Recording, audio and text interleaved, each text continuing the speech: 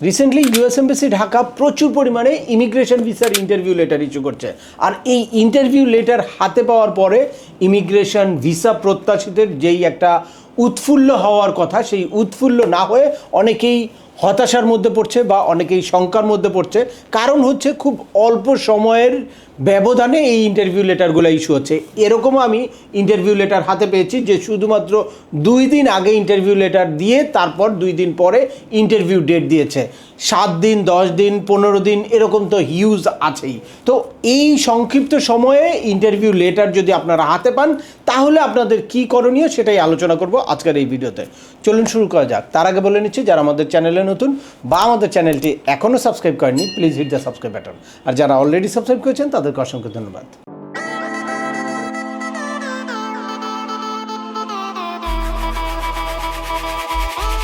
Welcome back. আপনাদের সাথে আছে আমি সেম আমিনুল বাহার। আমাদের এই চ্যানেলে ইউএসের ফ্যামিলি ইমিগ্রেশনের একেবারে I-130 পিটিশন ফাইল করা থেকে শুরু করে ইন্টারভিউর প্রিপারেশন পর্যন্ত huge step by step processing related video আছে। At the same time huge updated information আছে। আপনারা যারা যেই টপিক্সে ইন্টারেস্টেড দয়া করে ওই রিলেটেড সকল ভিডিওগুলো দেখবেন।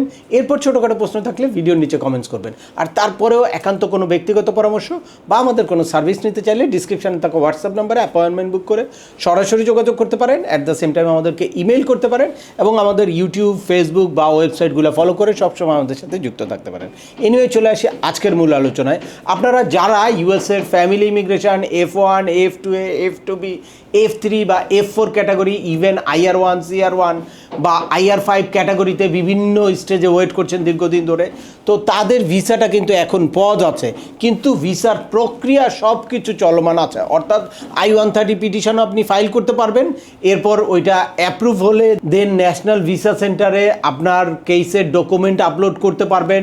ডকুমেন্ট কোয়ালিফাই হওয়ার পরে আপনি ইন্টারভিউতে অ্যাটেন্ড করতে পারবেন। সব কিছু প্রত্যেকটা প্রসেসে আপনাদের প্রক্রিয়াটা কিন্তু চালু আছে, কিন্তু জাস্ট শুধুমাত্র ফাইনাল স্টেজে গিয়ে ভিসা দেওয়াটা আপাতত বন্ধ আছে। আমরা আশা করছি খুব শীঘ্রই এটার এই জটিলতা কেটে যাবে। কিন্তু এখন প্রশ্ন হচ্ছে যে আপনারা যে ইন্টারভিউ লেটার পাচ্ছেন, এর আগে ইন্টারভিউ লেটার পাওয়া যেত হচ্ছে 2 মাস আগে। অর্থাৎ যদি আপনার এই ফেব্রুয়ারিতে ইন্টারভিউ ডেট হতো, এটা ডিসেম্বরে এই ইন্টারভিউ লেটারটা ইস্যু করতো। বাট এখন 7 দিন, 10 দিন, 4 দিন, 5 দিন, ইভেন মানে 2 দিনও এরকম সময় রেখেও ইন্টারভিউ লেটার ইস্যু করছে। অনেকের চাইল্ডের এইজ আউটের কারণে কেসটা অটো এক্সপারাইট হয়ে যাচ্ছে, এক্সপারাইট হয়ে তারপর একটা ইন্টারভিউ লেটার ইস্যু করছে। তো সেক্ষেত্রেও খুব অল্প সময় দিচ্ছে। আবার দেখা যায় যে কেউ মেডিকেল ইস্যু বা চাইল্ডের এইজ আউটের ইস্যুতে নিজেরা এক্সপারাইট রিকোয়েস্ট পাঠিয়েছে, সেখান থেকে এক্সপারাইট রিকোয়েস্টটা অ্যাকসেপ্ট করে তারপর US embassy Dhaka interview letter দিয়েছে। এটাও খুব অল্প সময়ে ইন্টারভিউ লেটার দিয়েছে। আর রেগুলার যেই ইন্টারভিউ লেটারটা সেটাও দেখা যায় যে 15 দিন সময় দিচ্ছে। তো অনেকেই হতাশ হচ্ছে যে আমরা তো মানে এর আগে যেই গাইডলাইন আছে যে অ্যাটলিস্ট 3 উইকস আগে মেডিকেল করতে হবে বা আমাদের বিভিন্ন প্রিপারেশান থাকে, পুলিশ ক্লিয়ারেন্স বা বার্থ সার্টিফিকেট করতে হয়, পাসপোর্টের নানান রকম জটিলতা থাকে, আমরা কিভাবে এত অল্প সময়ে ইন্টারভিউ দিব। তো আপনাদেরকে বলছি, আপনাদের হতাশ হওয়ার কোনো কারণ নাই। যদি খুব অল্প সময়ে আপনার ইন্টারভিউ লেটার চলে আসে তাহলে আপনাদের জাস্ট মেডিকেলটা করে আপনি ইন্টারভিউতে অ্যাটেন্ড করবেন। এক্ষেত্রে যদি কোনো কিছু মিসম্যাচ থাকে ডকুমেন্ট, মানে খুব বড় ধরনের কোনো প্রবলেম না থাকে, তাহলে আপনারা ইন্টারভিউটা দেওয়ার চেষ্টা করবেন টাইমলি। আর যদি এরকম হয় যে আপনার মানে কিছু ডকুমেন্ট মিসম্যাচ আছে বা একটার সাথে আরেকটার ইনফরমেশান মিলে না, ওইগুলা কারেকশান করার ব্যাপার আছে, তাহলে আপনি সময় নিতে পারেন। বাট যদি আপনার I-130, আপনার বার্থ সার্টিফিকেট, ম্যারেজ সার্টিফিকেট, নিকানামা, পাসপোর্ট, NID এগুলো সবগুলার নাম ঠিক থাকে, father's name, mother's name, date of birth এগুলো সব ঠিক থাকে, বড় ধরনের কোনো মানে অসামঞ্জস্য না থাকে, তাহলে আপনারা ইন্টারভিউতে অ্যাটেন্ড করবেন। এখন আসি যে মেডিকেলের ইস্যুটা প্রথমেই আমি ক্লিয়ার করব। যে মেডিকেল আগে যে 3 সপ্তাহ আগে আপনাদের মেডিকেল করতে হতো, তো এখন যদি সময় কম থাকে তাহলে আপনি মেডিকেল করে ফেলবেন। যেহেতু এখনই ভিসাটা ইস্যু করছে না, সুতরাং ইউএস এমবাসিও বুঝতে পারছে যে আপনি যদি মেডিকেল করে আসেন, তারপর যদি একটা সময় নিয়ে রিপোর্টটা তাদের কাছে আসে, তাতে কোনো রকম কোনো প্রবলেম নাই। দ্যাটস মিন এই মেডিকেল ইস্যু নিয়ে আপনাদের হতাশ হওয়ার কোনো কারণ নাই। যদি ইন্টারভিউর একদিন আগেও আপনি ইন্টারভিউ লেটার পান, একদিন আগেও আপনি মেডিকেলটা করে দেন আপনি যান, তাতেও কোনো রকম কোনো সমস্যা নেই। কারণ এখনই যেহেতু আপনাকে ভিসা দিচ্ছে না, পরবর্তীতে যখনই মেডিকেলের রিপোর্টটা যাবে ওইটা আপডেট করে ওরা রেখে দিবে, আর যখনই পজ উইথড্র হবে তখন আপনাকে লেটার দিয়ে বা মেইল দিয়ে পাসপোর্ট জমা দিতে বলবে। এর বাইরে অনেকের পুলিশ ক্লিয়ারেন্স করা থাকে না বা বার্থ সার্টিফিকেটটা আপডেটেড থাকে না।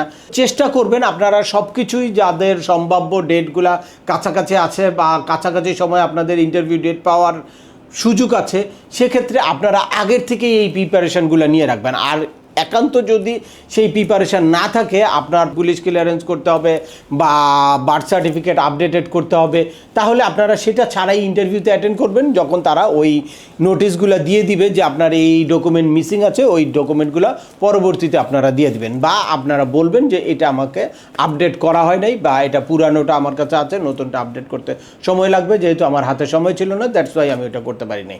তখন তারা ওইটা আপনাকে একটা টিক চিহ্ন দিয়ে দিবে যে ওই ডকুমেন্টটা সাবমিট করতে বা বিএফএসে জমা দিতে।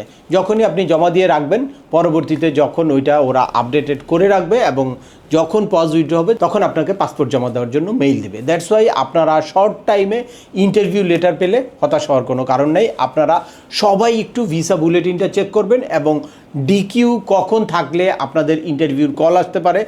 এই মুহূর্তে F1, F2A, F2B, F3 বা F4 ক্যাটাগরির 2021-এর অগাস্টে যারা ডকুমেন্ট কোয়ালিফাই হয়েছে তারা ইন্টারভিউ লেটার পাচ্ছে। এটা হচ্ছে রেগুলার প্রসেস। আর এর বাইরেও যাদের চাইল্ডের এইজ আউট হওয়ার সম্ভাবনা আছে তাদেরকে অটো এক্সপায়ার দিচ্ছে, বা দেখা যায় যে আপনারা কেউ যদি মেডিকেল কোনো গ্রাউন্ডে বা চাইল্ডের এইজ আউটের জন্য আপনারা এক্সপায়ার লেটার দেন, পাঠান, এক্সপায়ার করার জন্য রিকোয়েস্ট পাঠান, তার আগেও আপনাদের এই প্রিপারেশনগুলো থাকতে হবে, যাতে খুব শর্ট টাইমে আপনাদের মেইলগুলো চলে আসলে বা ইন্টারভিউ লেটার চলে আসলে আপনারা যাতে ইন্টারভিউ দিতে পারেন। শুধুমাত্র মেডিকেলের যে ইস্যুটা সেটা ওরাই কনসিডার করবে, যখনই আপনি মেডিকেল করে জাস্ট ইন্টারভিউতে অ্যাটেন্ড করলেই চলবে।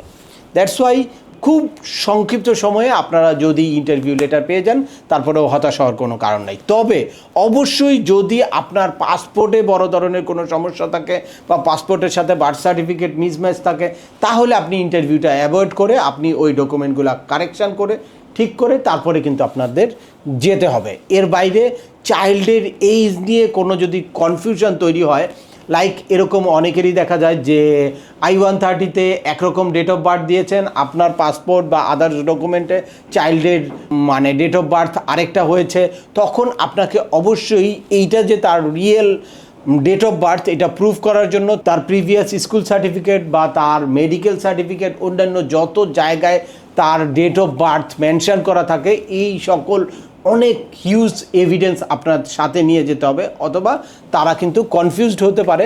আমাদের দেশে অনেকেই যেহেতু চাইল্ডের এইজ কমানোর জন্য ডেট অফ বার্থ চেঞ্জ করে, দ্যাটস ওয়াই ওইটা যে আপনি ইন্টেনশনালি করেন নাই এটা কিন্তু অবশ্যই প্রুভ করতে হবে। কারণ চাইল্ডের বার্থ ডেট অনেক বড় একটা ইম্পর্টেন্ট। যদি সেটা এরকম হয় যে ওই বার্থের ওই ডেটের এক বছর আগে পিছের কারণে আপনার চাইল্ডের এলিজিবিলিটি বা ইনএলিজিবিলিটি ডিপেন্ড করে, তখন এটা অনেক বড় ইস্যু দাঁড়ায়। তখন তারা মনে করে যে এটা আপনি ইন্টেনশনালি করেছেন।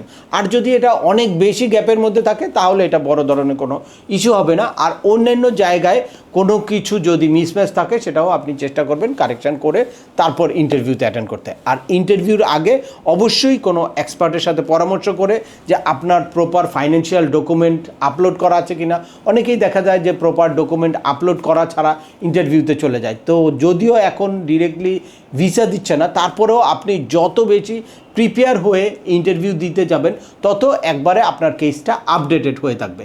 আপনি চেষ্টা করবেন সর্বোচ্চ প্রিপারেশান নিয়ে সকল ডকুমেন্ট কেসে আপলোড দিয়ে বা সকল ডকুমেন্ট বা সকল আপডেটেড ডকুমেন্ট সাথে নিয়ে তারপর ইন্টারভিউতে যেতে, এবং ইন্টারভিউতে আপনাকে কী ধরনের প্রশ্ন করতে পারে সেটার জন্য মেন্টালি একটা প্রিপারেশান নিয়ে তারপর ইন্টারভিউতে যেতে। তো আমার বেশ কয়েকটা ভিডিওতে ইন্টারভিউর প্রিপারেশান সংক্রান্ত হিউজ ইনফরমেশান আছে। তারপরেও আপনারা যার মাধ্যমে কেসটা প্রসেস করেন তার সাথে পরামর্শ করে বা কোনো এক্সপার্টের সাথে পরামর্শ করে আপনাদের ডকুমেন্টগুলো ঠিক আছে কিনা বা ইন্টারভিউতে আপনাদেরকে কী ধরনের প্রশ্ন করতে পারে, কিভাবে আপনারা কনফিডেন্টলি ইন্টারভিউটা ফেস করবেন সে ব্যাপারে একটা ক্লিয়ার ধারণা নিয়ে তারপরে আপনারা ইন্টারভিউতে অ্যাটেন্ড করবেন।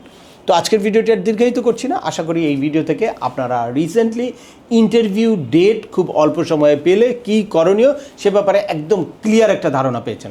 তারপরেও আপনাদের যদি এই সংক্রান্ত কোনো রকম কোনো প্রশ্ন থাকে অবশ্যই আমাকে কমেন্টস করে জানাবেন। আর ভিডিওটি ভালো লাগলে বা তথ্যবহুল মনে হলে লাইক দিয়ে আপনার বন্ধুদের মাঝে শেয়ার করে দিবেন যাদের এই ইনফরমেশনগুলো অত্যন্ত প্রয়োজন।